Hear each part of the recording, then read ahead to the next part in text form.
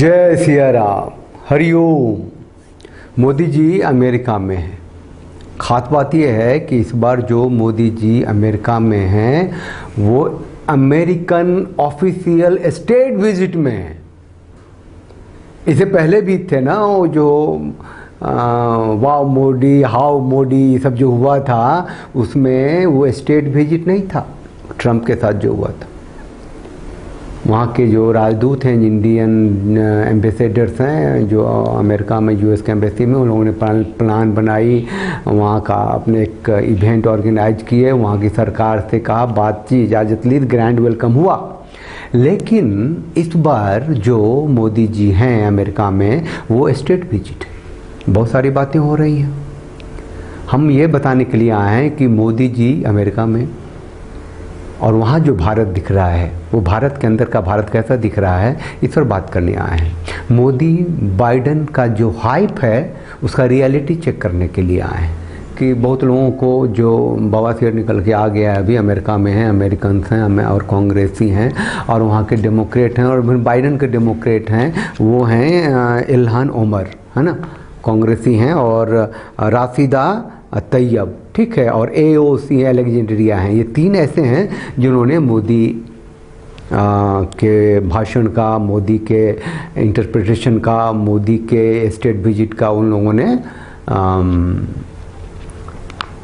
विरोध किया है, खुल के किया, ट्वीट भी किया है।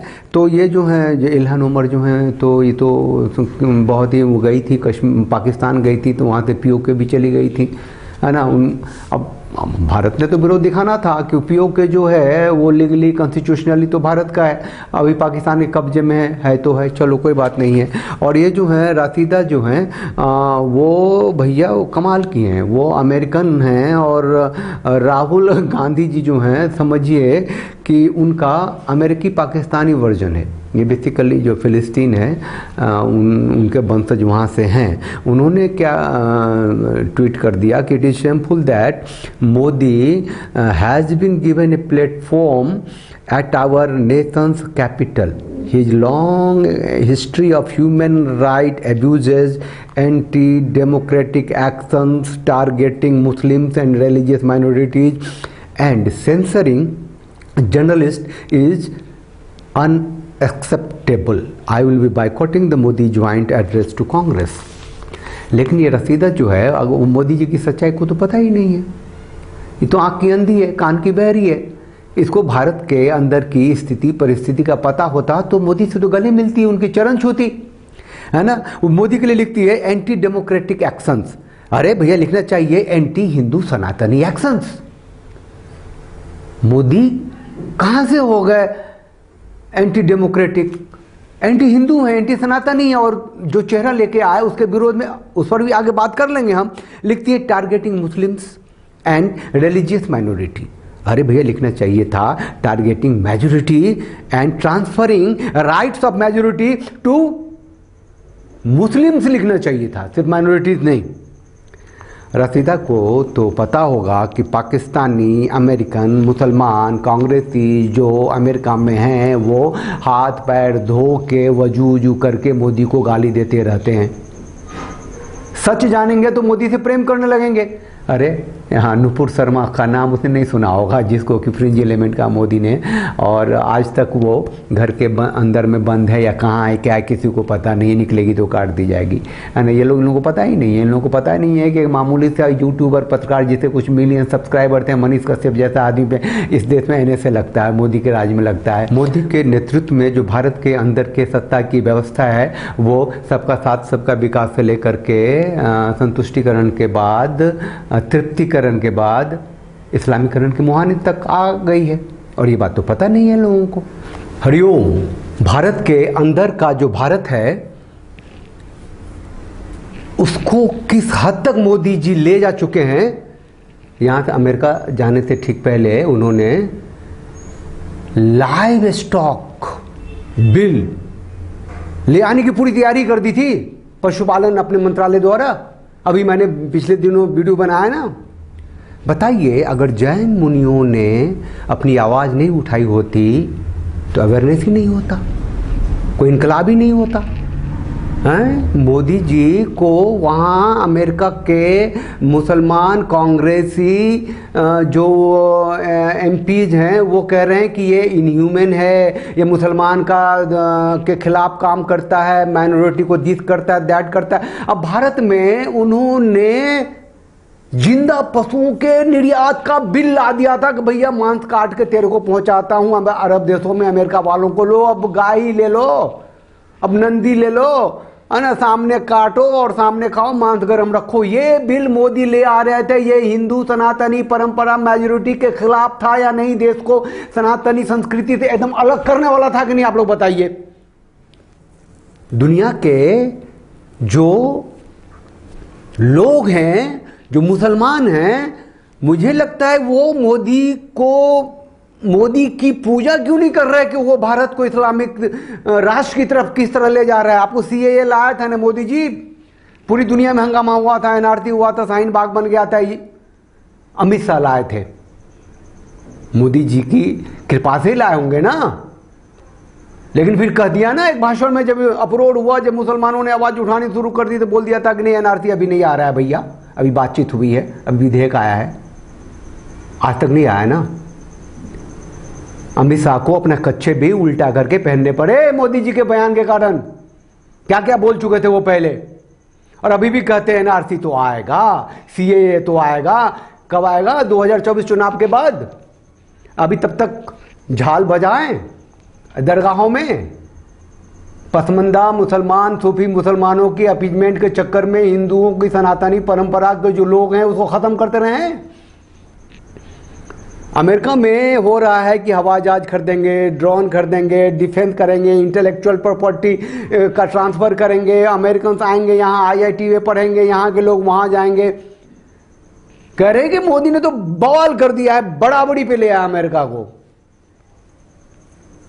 भारत के अंदर क्या हो रहा है? दरगाहें तोड़ी जा रही हैं, इसीलिए कि 300 गैर अवैध दरगाह दिख गए जंगलों में, पानी में, इधर उधर।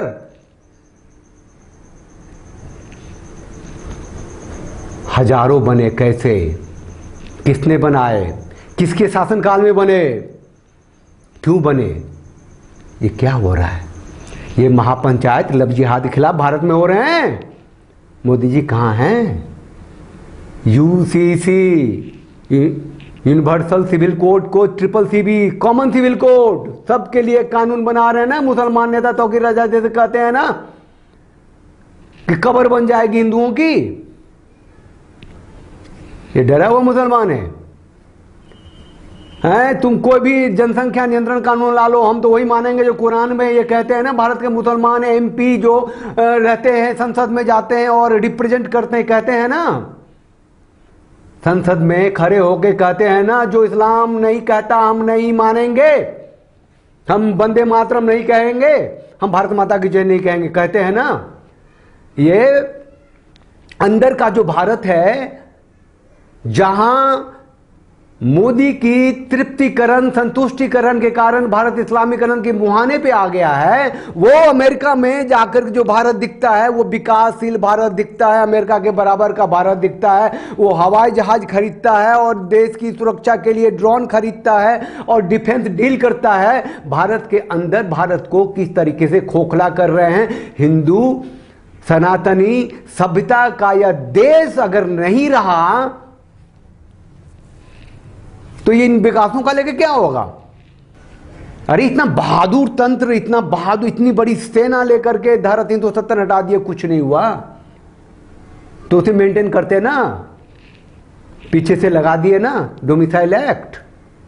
अभी हिंदू मैतेई मणिपुर से उनका पलायन हो रहा है ना, ये भारत के अंदर का भारत है, उनका नरसंहार हो रहा है ना। आप अमेरिका में है ना मोदी जी, ये भारत के अंदर का भारत है। वो जो डिफेंस डील कर रहे हैं उससे क्या है? हिंदुओं का नरसंहार, मैतेई हिंदुओं का नरसंहार रुक जाएगा। क्या है मोदी जी? भारत को, भारत के अंदर से कैसा भारत आपने बना दिया है? यहां के मंदिरों को सरकारी तंत्र से तो मुक्त किया नहीं। इस कश्मीरी हिंदुओं का जो नरसंहार हुआ उसको रिकॉग्नाइज किया नहीं। यूसीसी पर अभी हंगामा मचा दिया हुआ है, वहां से अमेरिका से आओ कहोगे अभी देखते हैं, अभी लोगों की मांगते हैं, रिपोर्ट मांगते हैं, अभी बातचीत करते हैं, तब तक चुनाव आ जाने, है ना, उसको दिखा करके कुछ हंगामा करो, मास्टर स्ट्रोक मार रहे हो। अरे मोदी जी बहुत बहुत बुरी हालत कर दी है आपने देश की। लोग समझ नहीं रहे हैं, जो सुबह उठते हैं और शाम को सोते हैं, बीच में खाना खाते हैं, रोटी खाते हैं, कमाते हैं, जब उन्हें पता चलता है घर के बाहर कदम रखने के किसी सरकारी महकमे से उनका पाला पड़ता है, किसी पुलिस से पाला पड़ता है, हिंदू है तो किसी मुसलमान से लफड़े हो जाते हैं, तो पता चलता है देश को आपने कहाँ पहुँचा दिया है। हमें समझना है कि आखिर मोदी सरकार का विकास, सड़कों का, एयरपोर्ट का, डिफेंस डील के थ्रू, स्कूल्स का, कॉलेज का, हॉस्पिटल्स का, क्या हिंदू चेतना के साथ जा रहा है। हाँ, आप चैनल को लाइक कीजिए, शेयर कीजिए, सब्सक्राइब कीजिए, बेल आइकन को प्रेस कर दीजिए। अगर आपको लगता है कि मैं सच बोल रहा हूँ तो अपनी प्रतिक्रिया दीजिए, सच के साथ रहिए, सच बोलिए और समझ के आगे अपनी जिंदगी के फैसले लीजिए। जय सिया राम, हरिओम।